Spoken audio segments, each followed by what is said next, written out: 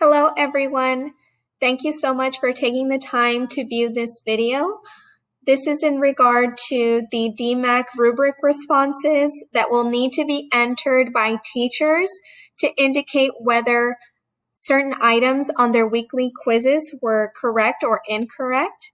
So I'm going to walk you through exactly what I mean first, and then I will share with you a DMAC tutorial link that shows step-by-step what teachers need to do. Unfortunately, I cannot demonstrate live since I do not have students myself, but the DMAC tutorial video really does a great job at explaining what teachers need to do on their end. So let me start off by bringing up a quiz using 6th grade's Everybody Jump quiz. And as you all know, our quizzes through StudySync typically have multiple choice items. And toward the end of each quiz, we have the drag and drop type of items. And for this particular quiz, that would only be for question number 10.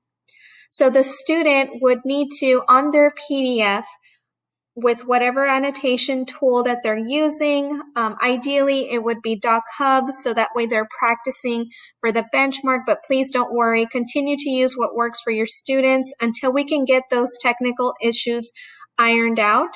But your students would complete question 10 on their PDF, and when they are ready to transfer their responses to the DMAC Online Response System, they would go to their bubble sheet here where they log in, and they would start transferring their responses here. Now, at the end, it does indicate that question number 10 must be teacher scored since it is the drag and drop option. So already DMAC knows that teachers will need to go in to manually indicate whether the student got it incorrect or correct. And for our rubric responses, if the student gets the item correct, you would enter a 1. If the student gets it incorrect, you would enter 0, since there are just 2 options there, whether they got it right or wrong. So let me play the DMAC tutorial video so you can see what needs to be done on your end to complete the weekly quiz DMAC responses.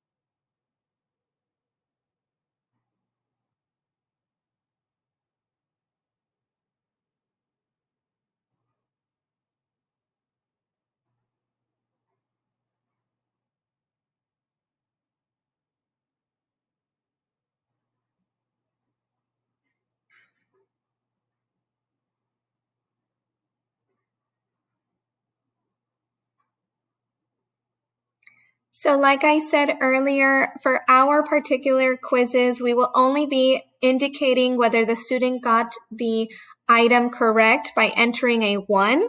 And if they got it incorrect, you would enter a 0.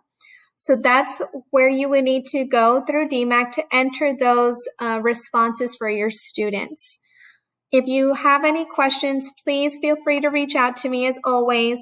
I am going to be updating the Google Slides presentations for each curriculum rollout with a slide just like this that has the DMAC rubric response tutorial hyperlinked to this title right here. So when you click on it, it will take you to that video that we just watched right now. But again, please feel free to reach out if you need anything. Thank you.